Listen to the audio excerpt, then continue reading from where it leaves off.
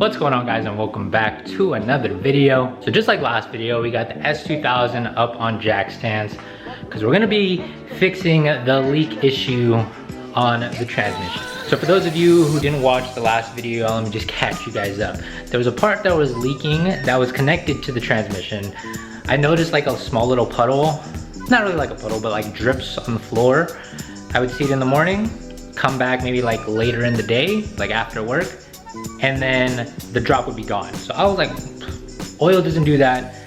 It was more thicker, the viscosity was a lot thicker than water, but it was brake fluid. And as a lot of you guys said in the last video, all you have to do is replace the clutch slave cylinder. So let me go ahead and go under the car and show you guys exactly what we're going to be replacing. So going under the car, let me just give you guys some context. This is the transmission right here. This is where the transmission bolts to the engine. Engine goes that way. You guys kind of get the gist. But this is what was leaking before. It doesn't look like it's leaking anymore. This line does look a little wet. Maybe that's just from like old brake fluid just going through the line and that was leaking. But this is the part that we're going to be replacing right here. And it doesn't seem too difficult. So install seems simple enough, but I just drove the car. I'm gonna let it cool down for a little bit and then we'll get to the install. Feels good to pick up the camera. Haven't picked up the camera in a couple weeks. Just feel a little weird, but we back. Just living life, but we back. So I got some pretty unfortunate news. I noticed that I'm missing one more thing out of the endless things that I need for this, which I didn't think there was gonna be that much, but I am missing one more thing. So this is the new slave clutch cylinder that I'm gonna be installing. And after opening it, I was like, you know what, it should be pretty simple and pretty easy. But there's one thing that I'm missing, and it's the grease that's supposed to go onto like this like nipple thing. It's supposed to make this slide into the boot a lot easier. In all honesty, I'd rather be safe than not use any grease or just like some weird grease. So I'm gonna run a Honda tomorrow, and then we're gonna get this installed. Once we get everything done, I'll check in with you guys and this video will continue. So I'll see you guys soon. All right, we are back. It has been a couple days since the last clip. As I did mention in the previous clip, I did need some grease, and with the multiple DIY forums that I've seen and all the YouTube videos that I watch, everyone is using the Honda high temperature like urea grease. Shouldn't seem too bad, you know, Honda always seems to have things in stock.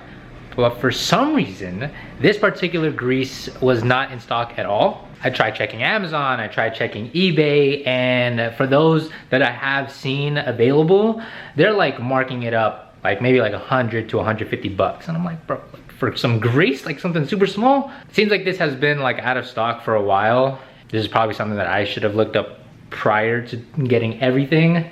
But long story short, I was able to find something, and I think we should be able to do it. I think I was overthinking it too much and I was overcomplicating what kind of grease that I need, but I think we should be okay.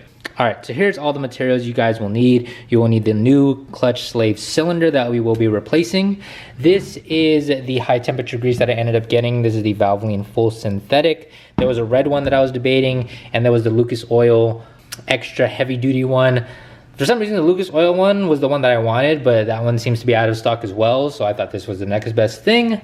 Some .3 brake fluid that I had like laying around in my car before, and then a clear tube that I got from AutoZone. Like all things, we hope this install doesn't take too long and isn't too complicated, but like all things, it's probably gonna end up being something else. Let me go ahead, get everything prepped, and then I'll walk you guys through everything that we're gonna be doing today. So once you locate the clutch slave cylinder, it's gonna look exactly like this. It's gonna have like a little rubber housing right here with a line.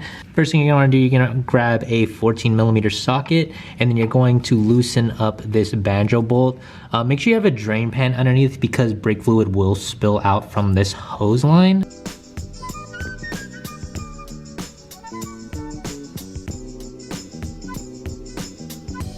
So once the banjo bolt is done draining, you can just unscrew it now and just let all of the remaining fluid just drain out. And there are going to be two crush washers that are located on the bolt, so make sure you don't lose those. I did buy extras just to replace the remaining ones.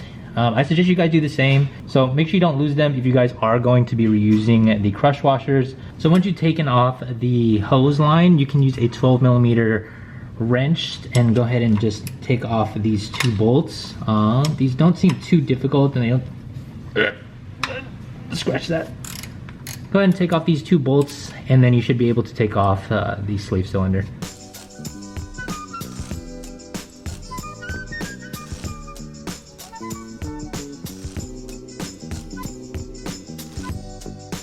Damn, this is like the longest bolt ever, bro.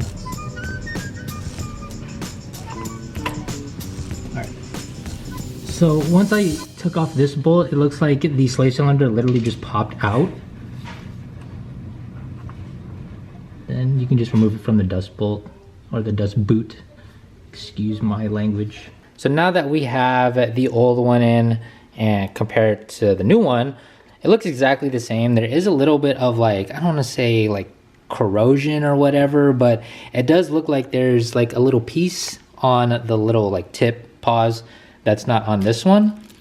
This one just definitely looks like it's just been, you know, through it, years of driving, and now we're gonna replace it with the new one. I got this from Honda Parts Now. I don't know if this is a OEM piece or if this is an OEM plus piece, but it should be pretty straightforward. All you have to do is just grease up this like rubber as well as the tip, pause, and then it should be much easier to insert the slave cylinder back in. Once we insert the slave cylinder back in, you just go ahead and screw in the two bolts that you took out, the 12 millimeters, and then this is just a plastic piece that you can just remove. I'm gonna leave it on until I put on the actual banjo bolt back, but yeah, let's go ahead and grease this thing up and insert it back in.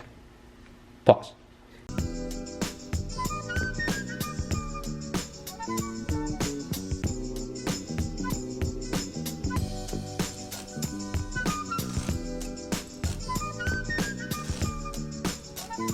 So I didn't show it, but you're supposed to torque down these two bolts to 16 foot-pounds. Once you have these two bolts tightened down, now you can move on to the banjo bolts. I have the two crush washers right here. And I'll leave a link to everything that I got in the description. So you guys, if you want to do this and yours is leaking as well, you guys can order this as well as the two crush washers. So you guys can get that done.